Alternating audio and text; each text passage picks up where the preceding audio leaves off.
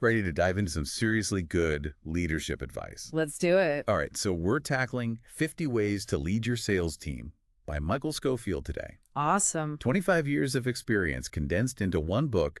Talk about a leadership cheat sheet, right? It's a gold mine, honestly. And you know what I appreciate? He starts with the core you.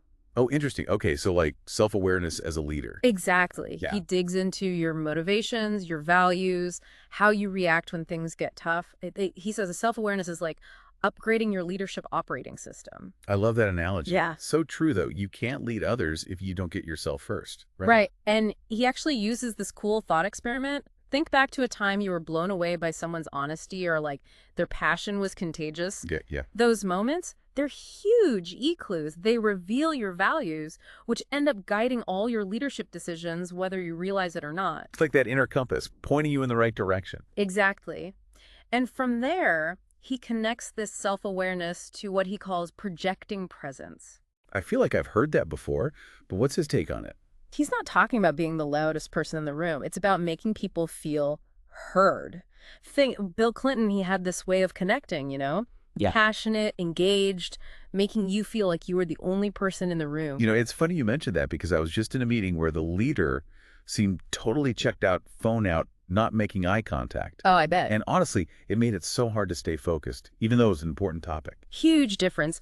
And to really hit this home, he brings up this idea called the Johari window. Have you heard of I that? haven't. Tell me more.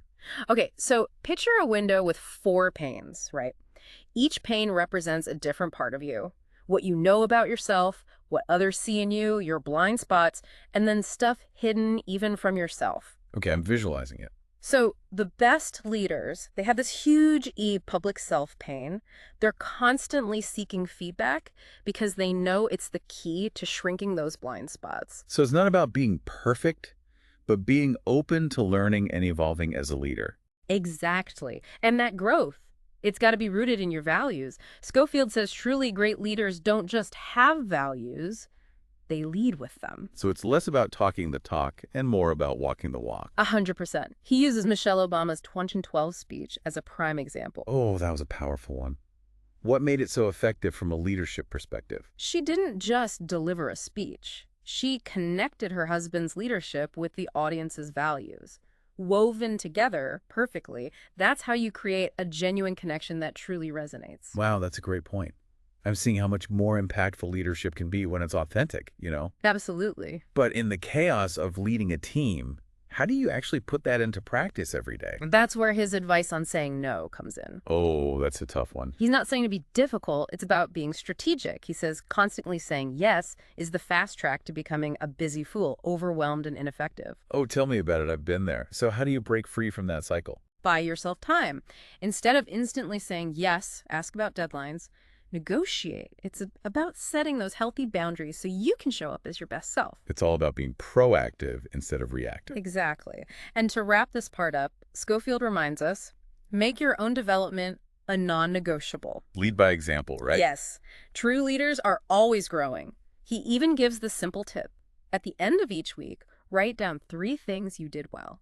Celebrate those wins, no matter how small. Well, I love that. Ah. It's so easy to get caught up in what's going wrong Yeah. and forget to celebrate the wins. Right.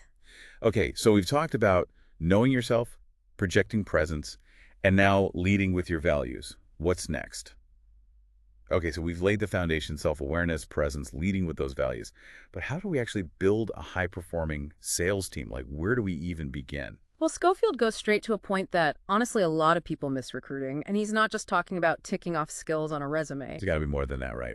Exactly. He's really big on finding the right fit people who vibe with your team's values, the whole company culture. Because if their values clash with yours, that's setting everyone up for failure. 100%. He uses this really interesting example, Zappos. Oh, yeah, they're known for having a really strong culture. Exactly.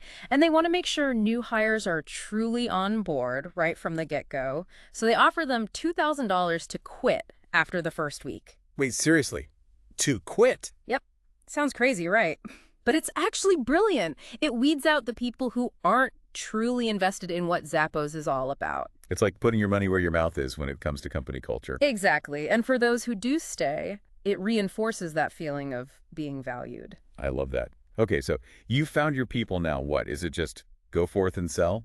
Not quite. Schofield is a huge advocate for onboarding and doing it right.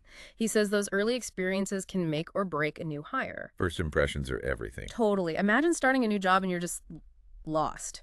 No guidance, no clue what's expected. Been there, it's awful. The worst. So a good onboarding process is key. And I don't mean just running through the motions. It's about making people feel welcome, valued, and set up to succeed.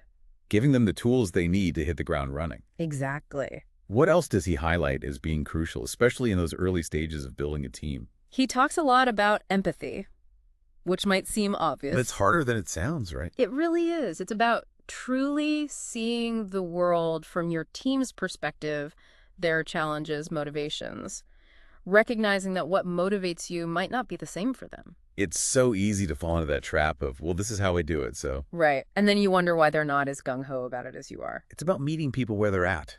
Okay, so we've got onboarding, empathy. What's next? Trust. Schofield is adamant about this. Trust is the foundation of any high-performing team. And that's something you build, not just demand. Right. 100%. He talks about open communication, clear expectations. Transparency. Yes. And crucially, empowering your team to make decisions. That's huge. Giving them ownership of their work. Exactly. And when people feel trusted, they're more likely to step up, take risks, be more innovative. It creates that safe space to experiment and maybe even fail sometimes. Exactly. Which is all part of growth. Okay, so trust is huge, obviously. What else does he recommend for building a team that truly kills it? Standards gotta have them. Schofield says, for a high-performing team, you need clear, non-negotiable standards for how people behave and, of course, perform. Like those guardrails, keeping everyone moving in the right direction. Exactly. And those standards, they need consequences, both positive and negative. It's about being upfront with your team, what they can expect, good or bad. Transparency is key. It's not about being punitive. It's about being fair, consistent, so everyone knows where they stand. So we've covered a lot of ground here, finding the right people, nailing that onboarding process, building trust, and setting clear standards. That feels like a pretty solid base, right? It really is. You've got to have that strong foundation to build on. Okay, so then how do we take it to that next level? How do we light that fire under our team, get them performing at their absolute best? So we've built that solid foundation, brought in the right people, fostered trust, set those clear expectations. But now comes the exciting part. How do we ignite that fire? How do we get our team performing at their absolute best? It's about tapping into motivation, but as Schofield points out, it's not always as straightforward as it seems. That's my magic formula, right? Exactly. He challenges this common assumption that hitting those sales targets is the only measure of success. Because it's got to be about more than just the numbers, right? 100%. He encourages us to look beyond just those targets and consider things like, what are customers saying about the team? Are they happy? Word of mouth is everything. It really is. He also talks about low error rates. Are they consistently delivering quality? And crucially, how are those team relationships? That sense of camaraderie, right? Yes, because a team that works well together, that supports each other, that's a recipe for high performance right there. It creates that positive energy that's contagious. Totally. And that energy, that shared purpose, it's a much stronger motivator in the long run than just chasing numbers. I love that. So if we're moving beyond just hitting targets as that ultimate motivator, what does get a sales team consistently going above and beyond? Well, Schofield digs into Daniel Pink's research on motivation. And yeah, money's a factor, but it's not everything. It's about more than just the paycheck. Exactly.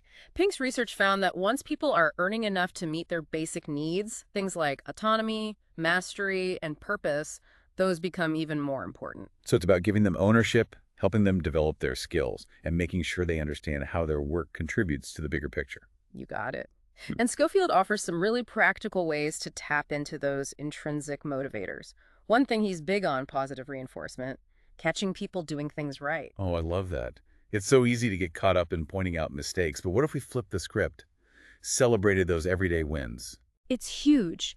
He even tells this story about a student who got a handwritten note from their teacher praising their effort. It was a small gesture, but it had a huge impact on that student. It's amazing how far a little bit of recognition can go, right? Absolutely. He suggests aiming for a ratio of 5 to 1 for every piece of criticism. Try to give 5 genuine pieces of praise.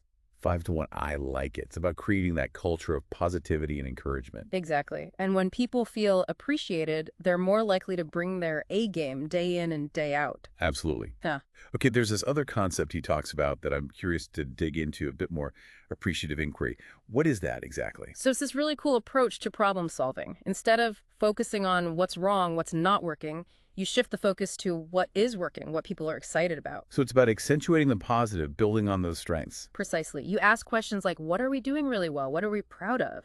And you use those successes as a springboard for growth and innovation.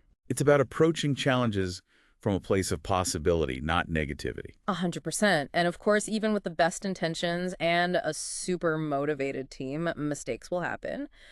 But Schofield is adamant about this. You got to embrace failure as a learning opportunity, not a reason to punish people. It's about creating that safe space to experiment, to learn and grow, even if it means stumbling sometimes. Exactly. And finally, he reminds us that at the heart of all of this, driving true motivation is that deeper sense of why. Connecting with the purpose behind the work. Yes. Because when people find meaning in what they do, when they see how their efforts contribute to something bigger, it's no longer just a job. It becomes a mission, something they're truly invested in. Exactly. This has been an amazing deep dive. Michael Schofield's 50 Ways to Lead Your Sales Team is full of practical advice, but I think the biggest takeaway for me is that leadership is about so much more than just hitting those numbers. It's about creating a culture, a community, where everyone feels valued and empowered to grow. It's about leadership with heart, really, and when you get that right, the results will follow. 100%. Thank you so much for breaking this down with me. My pleasure. And to our listeners, we hope you found this deep dive valuable. Remember, building a high-performing team starts with you. Your self-awareness, your values, your commitment to creating a positive and empowering environment. Until next time.